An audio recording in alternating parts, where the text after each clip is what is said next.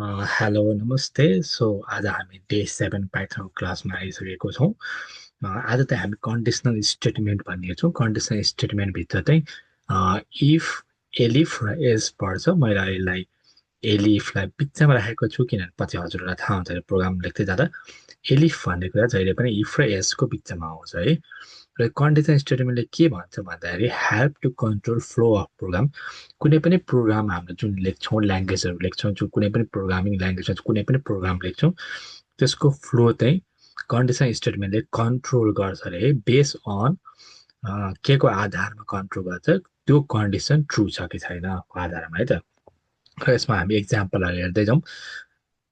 अहिले हामी basic basic हेर्दै जान्छौँ पछि एडभान्स एडभान्स लेभलमा पुग्दै जान्छौँ अहिले पहिला हामी राम्रोसँग बुझौँ है त के हुन्छ भनेर अब एउटा पहिला इफ स्टेटमेन्टको इक्जाम्पल हेरौँ है इफ स्टेटमेन्टले चाहिँ कसरी काम गर्छ त है सपोज ए भन्ने भेरिएबलमा हामीले 10 स्टोर गऱ्यौँ बी भन्ने भेरिएबलमा हामीले 5 स्टोर गऱ्यौँ है त अब नर्मल प्रिन्ट जस्तै लजिकल अपरेटर जस्तै काम हो तर यसमा इफ स्टेटमेन्ट हामीले युज गर्नुपर्छ इफ है ए इज ग्रेटर देन बी यदि ए बी भन्दा ठुलो हो भने जब स्टेटमेन्ट सकिन्छ नि इफ स्टेटमेन्ट हामीले कलन दिन्छौँ है यसलाई कोलोन भन्छ कलन भनौँ न अथवा कलन युज गर्छौँ त्यसपछि हेर्नु त हामीले यो जुन इन्टर हाल्यो नि यो अटोमेटिकली माउस चाहिँ यहाँ नगएर यति व्हाइट स्पेस यति स्पेस भनौँ न व्हाइट स्पेस नभएर यति स्पेस यसलाई इन्टेन्डेन्सन भनिन्छ यसलाई म पछि डेफिनेसन बुझाउँछु यति स्पेस छोडेर अगाडि आयो किन आयो भन्दा किनकि यो इफ स्टेटमेन्ट भित्रकै कुरा हो यदि इफ भनेको यदि हो नि त होइन यदि ए चाहिँ बी भन्दा ठुलो हो भने के गर्ने त इफ भित्रकै कुरा हो नि त यो print A is greater than B होइन हामीले डबल कोटेड कमाभित्र किन राख्यौँ किनकि स्ट्रिङ हो सेन्टेन्स हो क्यारेक्टर हो अब रन गरेर एज ग्रेटर देन बी आयो अब यही कुरा हामीले अहिले चेन्ज गरिदियौँ भने सपोज यसलाई चाहिँ हामीले 5 बनाइदिउँ बीलाई 15 बनाइदिउँ भने यसमा केही पनि कुरा प्रिन्ट हुँदैन है त हेर्नु है त केही प्रिन्ट भएन प्रोग्राम त रन भयो प्रोग्राम राइट पनि छ तर केही पनि प्रिन्ट भएन किनभने हामीले त्यस्तो प्रोग्रामै लेखेका छैनौँ यदि बी ठुलो भयो भने के गर्ने त भन्ने प्रोग्रामै लेखेका छैनौँ त्यसको लागि के हुन्छ र त्यसको लागि एल्स भन्ने स्टेटमेन्ट आउँछ है अब यही इक्जाम्पल हेरौँ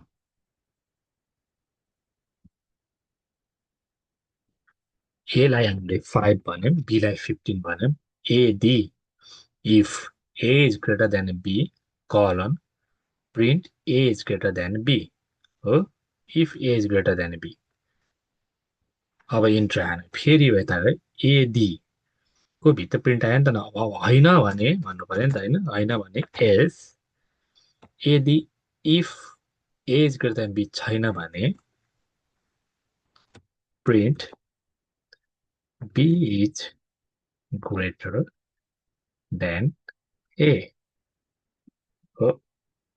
be is greater than A आयो अहिलेकोमा हामीले त्यो चाहिँ प्रोग्राम केही पनि लेखेको थिएनौँ त्यही भएर यो प्रिन्ट रन गर्दा प्रिन्ट भएन तर यसमा इफको कन्डिसन राइट भएन भने एसको कन्डिसन प्रिन्ट गर्नु भन्यो नि त हामीले होइन त्यही भएर यो प्रोग्राम रन भयो अब इफ एस कन्डिसन अथवा कन्डिसन स्टेटमेन्टको डेफिनेसनले काम गर्यो हेर्नु त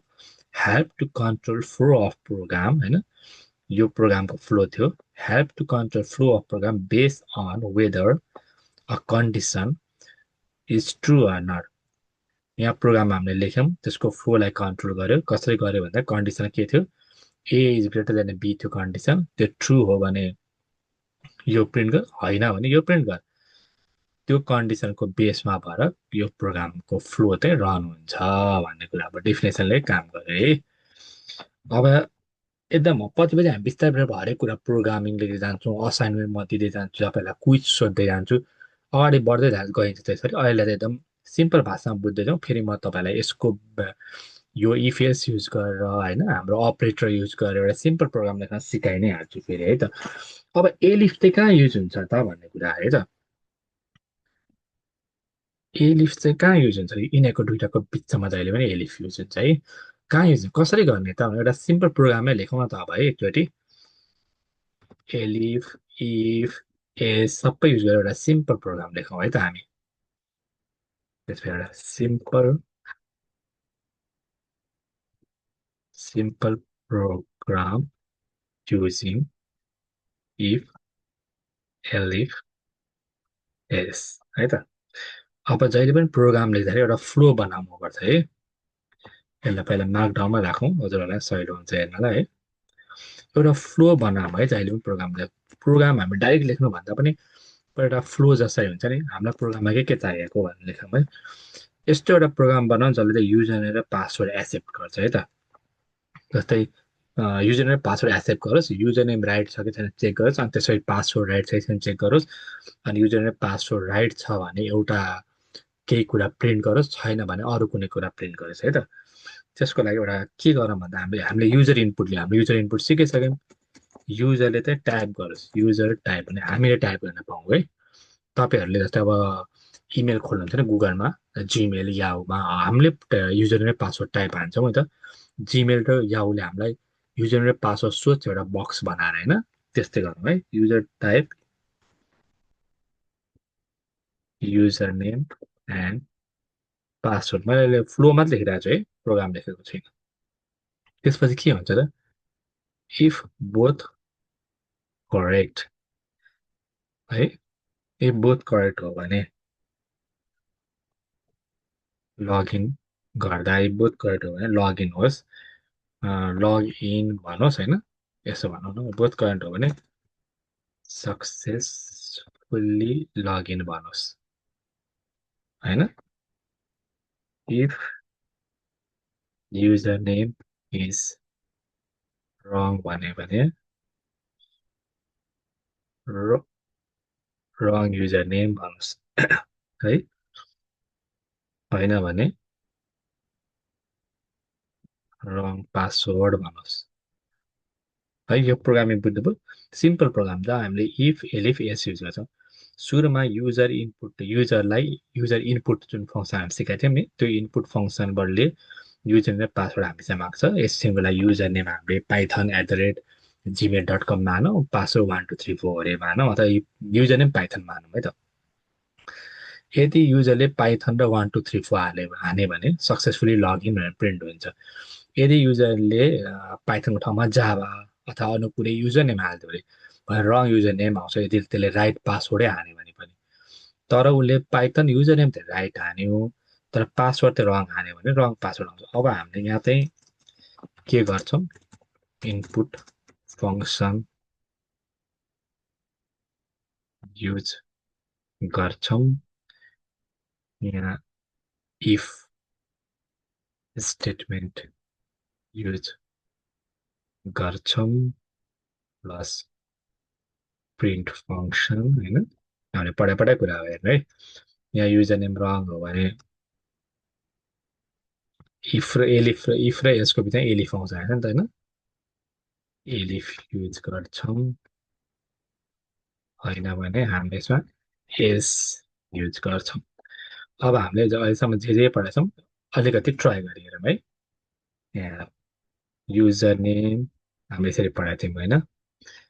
इक्वल टु यो भेरिएबलभित्र युजर नेम त स्टोर हुनु पर्यो तर हामीले अहिले नदिने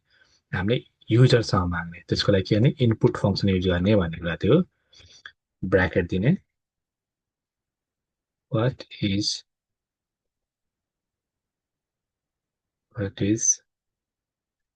यो युजर नेम हामीले सिकिसक्यो भने बिर्सिएको छ भने पहिलाको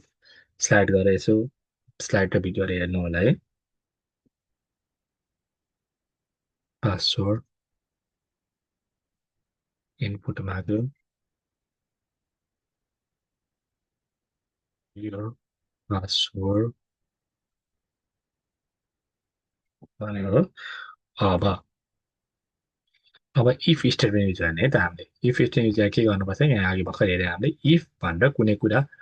यो हामीले पहिला पढेको हिजो क्लासमा पढेको थियो हामीले अपरेटरहरू पढेको थियौँ नि कुनै कुराको अपरेटर अथवा कम्पेरिजन के नै के युज गर्छौँ हो इफमा इफ युजर नेम पाइथन भन्ने युजरले दिए भने है, यहाँ त हामीले कुन अपरेटर युज गरौँ, कम्पेरिजन अपरेटर युज गरौँ हो। यदि युजरले हालेको युजर नेम पाइथन र हामीले पहिले सेभ गरेर राखेको युजर नेम पाइथन ओके भयो भने, सेम भयो भने, अनि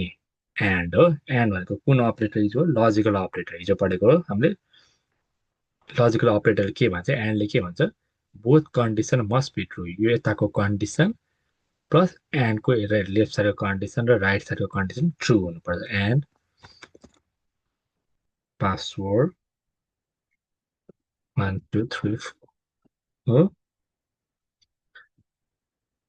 कोलन हो, किनभने इफ स्टेटमेन्टमा सक्यो, इफ स्टेटमेन्ट सक्यो चाहिँ कोलन दिने। अब हजुरलाई सोध्नु होला यहाँ त ल ठिक छ वर्ड छ डबल कोटेडमा दियो, यहाँ नम्बर पनि डबल कोटेड किन लेखेको हो भनेर सोध्नु होला। किनभने हामीले पहिला पढेको क्लासमा याद गर्नु, मैले के भनेको थिएँ, इनपुट फङ्सनले डिफल्ट जहिले पनि लिँदाखेरि स्ट्रिङमा भ्यालु लिन्छ भनेको थियो, स्ट्रिङमा भ्यालु लिन्छ। यदि हामीले यसलाई इन्टिजरमा चेन्ज गर्ने भने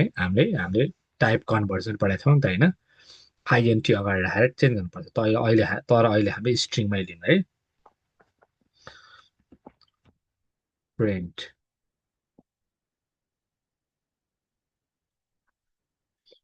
login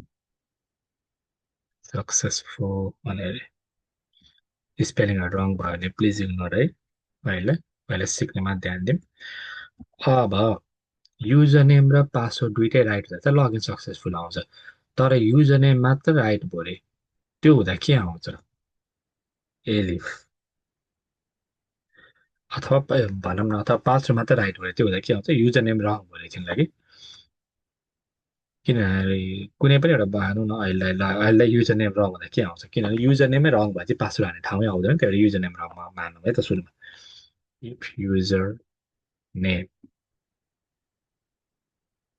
is not equal to हो, सिकाएको थियौँ हो सुरुमा, हामीले सुरु अपरेटर पढ्दाखेरि यसलाई नट इक्वल टु भन्छ भन्ने सिकेको हो नि, सम्झिनु है, याद छैन पहिलाको भिडियो हेर्नुहोस्।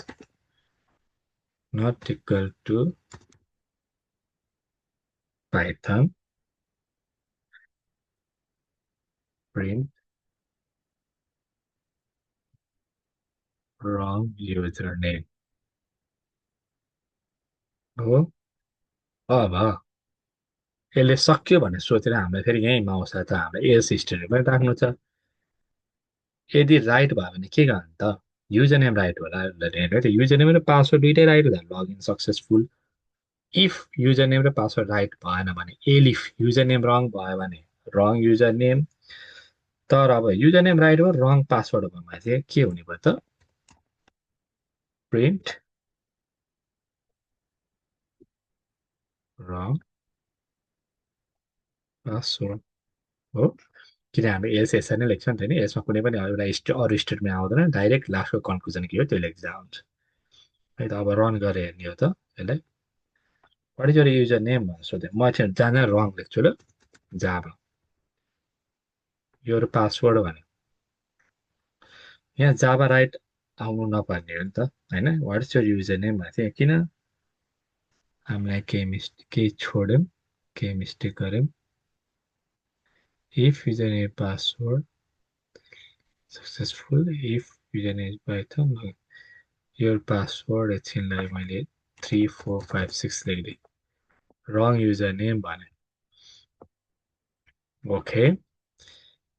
किन भन्यो भन्दाखेरि एन्ड दिएको थियो नि त हामीले होइन, यसले दुइटै कन्डिसन हेऱ्यो कि, दुइटै कन्डिसन हेर्दाखेरि अब यहाँ के भयो भने मैले सिम्पल युजर प्रोग्राममा सिकाएको र यो अहिले प्रोग्राम एकदमै एक्जेक्ट छैन, तर यो कन्डिसनमा बुझ्नु है त। सुरुमा युजर नेम माग्यो, सुरुमा पासवर्ड माग्यो, हामीले दियो, यसले दुइटै कन्डिसन सुरुमा चेक गर्यो, if username equal to Python and password equal to 1 2 3 4 लेख्दाखेरि यो दुइटै राइट थियो, यसले यहीँ अहिले हामीलाई लगइन सक्सेसफुल दिन्थ्यो। तर हामीले पाइथन युजर नेम पाइथन हाल्यौँ, यसले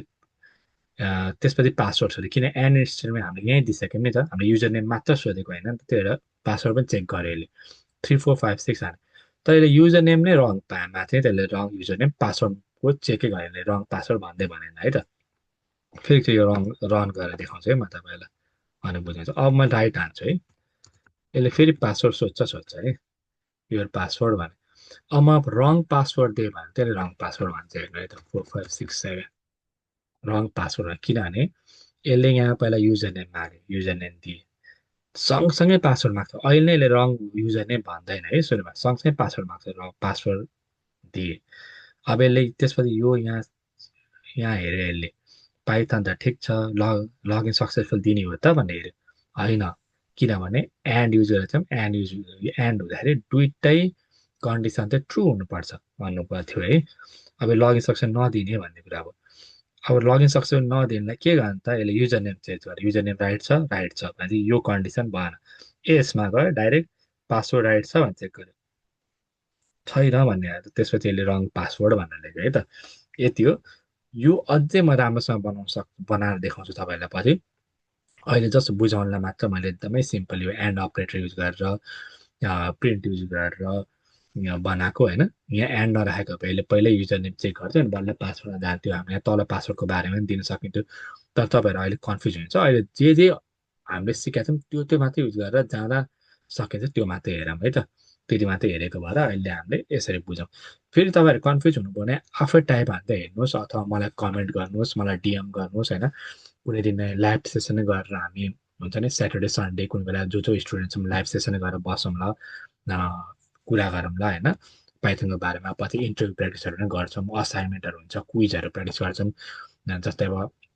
यहाँमा हुँदाखेरि हुन्छ नि एमाजोनहरूले कस्तो इन्टरभ्यू लिइरहेछ पाइथनको,